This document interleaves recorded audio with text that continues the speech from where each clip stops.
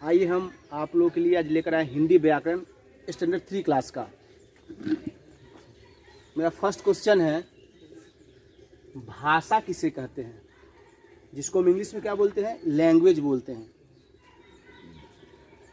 Answer है हमारा, जिस माध्यम के द्वारा हम अपने मन की बात प्रकट करते हैं और दूसरे समझते हैं उसे भाषा कहते हैं।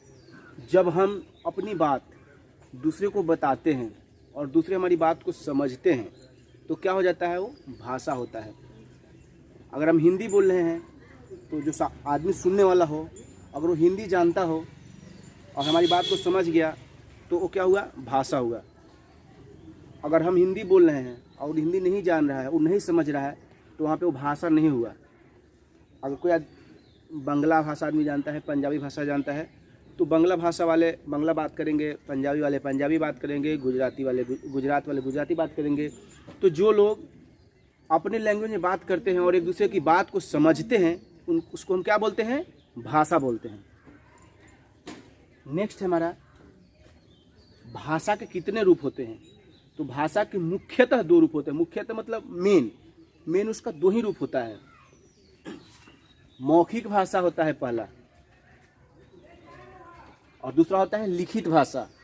तो आइए हम देखते हैं कि मौखिक भाषा किसे कहते हैं। जब हम अपने विचार बोलकर किसी दूसरे व्यक्ति के समक्ष प्रकट करते हैं और दूसरा व्यक्ति उन्हें सुनकर समझते हैं तो उसे मौखिक भाषा कहते हैं। जब हम 2 लोग एक दूसरे से बैठकर बातचीत करते हैं और हम अपनी बात उस आदमी के समक्ष प्रकट करते हैं, यानी हम जब अपनी बात उस आदमी को बोलते हैं, समझाते हैं, हम जब बोलते हैं और वो आदमी हमारी बात को सुनता है और समझता है, तो क्या हो जाता है, वो मौखिक भाषा हो जाता है। क्योंकि हम उसको मुंह से बोल रहे हैं, उससे बात कर रहे हों और हमारी बात को समझ रहा है, सुन रहा है, तो वहाँ पे क्या होगा, वो वहाँ पे हो जाएगा, वो मौखिक भाषा हो जाएगा।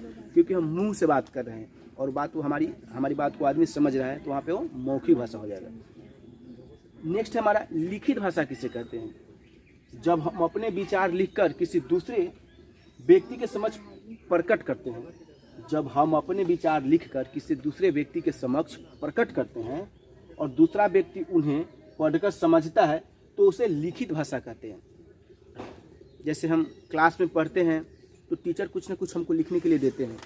हम जब लिखते हैं, टीचर कोई क्वेश्चन दिए हमको, उसका आंसर हम कॉपी में लिखकर टीचर को देते हैं, तो क्या होता है, टीचर उसको पढ़ते हैं, आंसर को पढ़ने के बाद क्या होता है, वो कौन सा भाषा हो गया, वो लिखित भाषा हो गया। क्योंकि हमने उस आंसर का जवाब लिख कर दिया है, सॉरी आंसर का नहीं, क्वेश्चन का, उस क्वेश्चन का हम जवाब किया कि वहाँ पे लिख कर दिया। टीचर हमसे क्वेश्चन किए, क्वेश्चन हमको दिए और क्वेश्चन का जवाब हम कॉपी में लिख कर दिए और टीचर उसको आंसर को पढ़े, तो क्या हो गया, वहाँ पे वो लिखित भाषा हो गया। क्योंकि वो कॉपी में लिखा हुआ है और टीचर उसको पढ़ लिए। तो समझ में आ गया होगा, मौखिक भाषा कहते हैं जो हम बोलकर आपस में बातचीत करते हैं एक दूसरे से, वो हो गया मौखिक भाषा। और जो हम लिख कर देते हैं वो क्या हो गया, लिखित भाषा हो गया।